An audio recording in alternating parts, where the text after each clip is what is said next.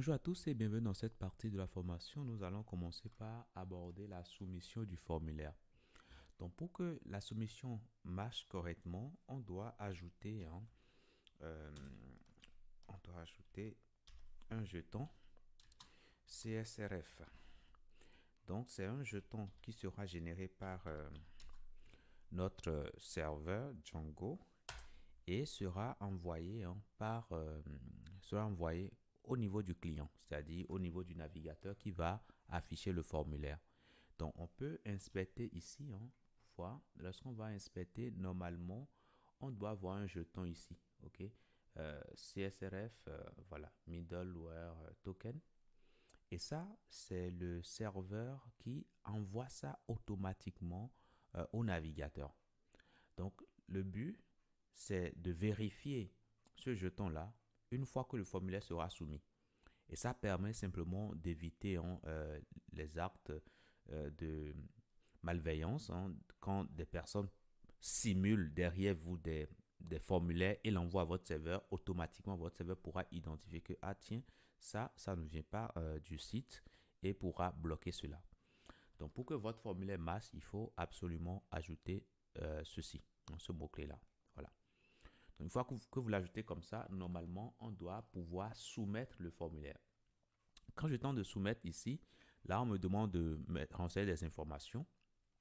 Imaginez que je désactive ça.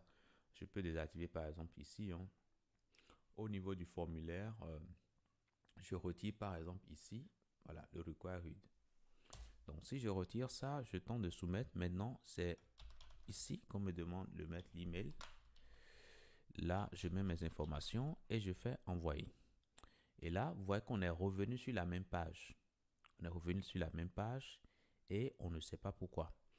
La raison, c'est simple. C'est parce que lorsqu'on a envoyé, le formulaire est envoyé avec la méthode POST. Donc, ce qui veut dire que, comme on n'a pas indiqué action, ça veut dire qu'on a juste renvoyé ça vers la même page contact. Donc, on est revenu encore ici. Donc, ce qui s'est passé en gros, c'est qu'on a réinitialisé le formulaire et on a renvoyé un autre formulaire, le même formulaire vide. Alors, ce que nous pouvons faire, c'est de vérifier d'abord, est-ce que on est avec la méthode POST ou bien est-ce qu'on est avec la méthode GET. Donc, je peux rapidement faire un if request.method. Alors, .méthode. Voilà. Si la méthode est égale à POST, cela signifie simplement que on est en train de soumettre le formulaire. Sinon, donc là, je vais mettre ici traitement des données. Voilà. Sinon, dans le cas du else, ça signifie simplement que on veut juste voir la page. On est venu sur la page. Donc, si on vient avec la méthode get, ça dit qu'on est venu sur la page. Si on est venu avec la méthode post, ça signifie simplement qu'on a soumis le formulaire. Donc, ça, c'est bon. Maintenant, ici, qu'est-ce qu'on fait?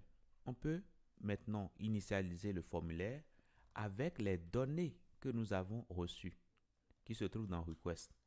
Donc, ici, au niveau de contact form, on peut lui donner en paramètre ici les données. Donc, je mets ici post. Post. Parfait. Et nous savons déjà ce que nous avons dans post. C'est un dictionnaire contenant tout simplement les informations qui sont envoyées. Parfait. Maintenant que ça c'est fait, on a la possibilité maintenant de commencer par faire le traitement. Donc, je peux revenir ici. Je tente de mettre des informations. Là, j'en mets.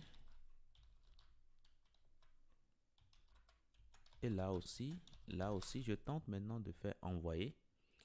Et là, oui, il faut que j'inclue arrobase. Donc, je le fais correctement. Je fais envoyer. Et là, ce qui se passe, c'est que ça me ramène sur la même page avec les informations que j'ai envoyées tout à l'heure. Maintenant, imaginez qu'il y a une erreur, par exemple. Je suppose que là, je n'ai pas mis de données.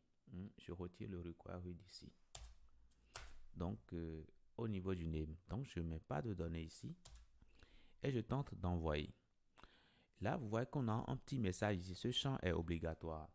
Cela est dû au fait que le formulaire qui a été créé ici est créé avec les données qui sont reçues et lui, Django, lui, a constaté que dans les données qui sont reçues, on n'a pas donné une information pour le name. Donc, automatiquement, bah, il nous met tout simplement il nous crée le formulaire et puis ici, lorsqu'on envoie le formulaire, lors de l'affichage, il nous a mis ce message d'erreur là. Maintenant, on peut aller plus loin pour structurer un tout petit peu notre contenu parce que là, c'est Django qui a généré cela directement dans la page. Ce n'est pas nous-mêmes. Donc, du coup, on pourra gérer cela. Donc, je vais revenir tout de suite ici. Et puis, ce que je vais commencer par faire, au lieu d'afficher directement le formulaire comme ceci, bah, je vais faire autrement. Donc, je vais créer par exemple chaque élément, chaque champ de mon formulaire, je vais créer par moi-même. Et puis, les messages d'erreur également, je vais les ajouter et ajouter les classes qu'il faut. Donc, je peux commencer alors par créer un élément de classe form group. Form group. Et à l'intérieur de cet élément-là, je dois avoir un champ en particulier. Je suppose que je veux afficher par exemple le champ name par exemple. Donc, je peux commencer par mettre ici un label. Donc, label, là, ce sera pour le name. Et là, je mettrai ici name. Voilà, ça c'est bon. Et par la suite, je peux maintenant afficher mon formulaire. Donc, je prends ici form.name. Ça me permettra de récupérer le name.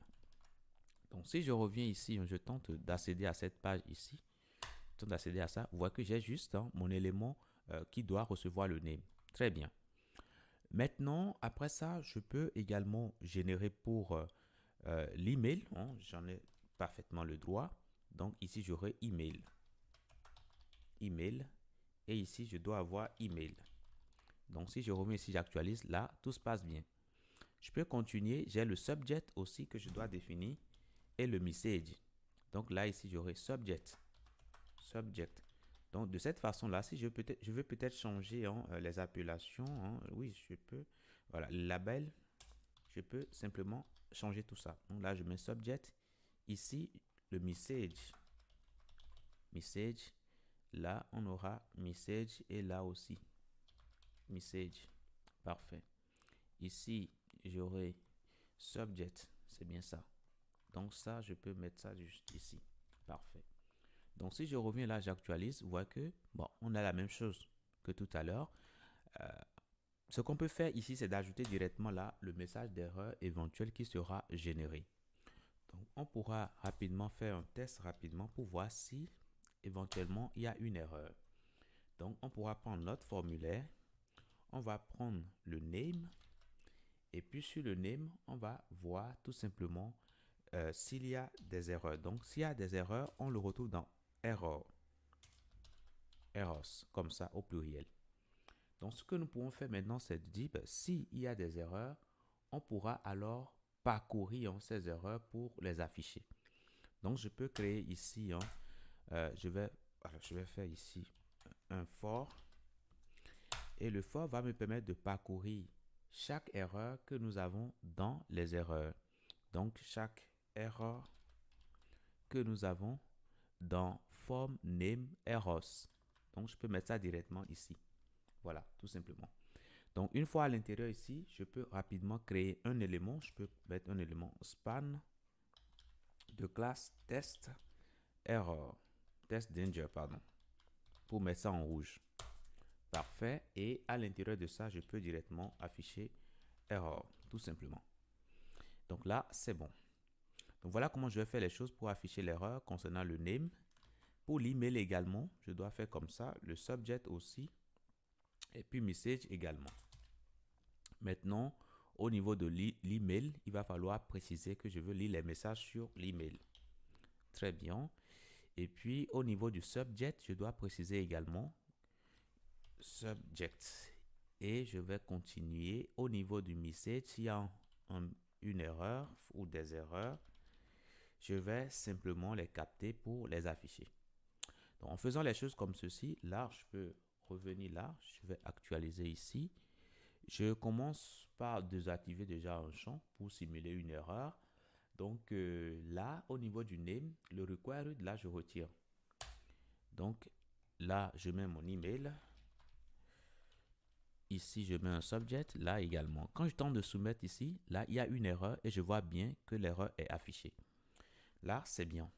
Donc, s'il y avait une erreur sur l'email également, imaginez que quelqu'un vient et puis ce qu'il fait, bah, c'est déjà, il change ici le type. Il met peut-être le type test et il retire par exemple le requirement qu'on a là-dessus. Ça veut dire qu'il peut même soumettre sans mettre d'informations. Donc, ici, je suppose qu'on met quelque chose. On tente d'envoyer et là, vous voyez que ça nous affiche ici le message d'erreur. Voilà. Donc, ça, c'est bien. Donc, on a les messages d'erreur qui s'affichent correctement. Ce qui nous reste à faire maintenant, c'est comment soumettre ces informations-là. Et c'est ce que nous allons commencer tout juste par voir dans la prochaine partie. Je vous dis merci et à tout de suite.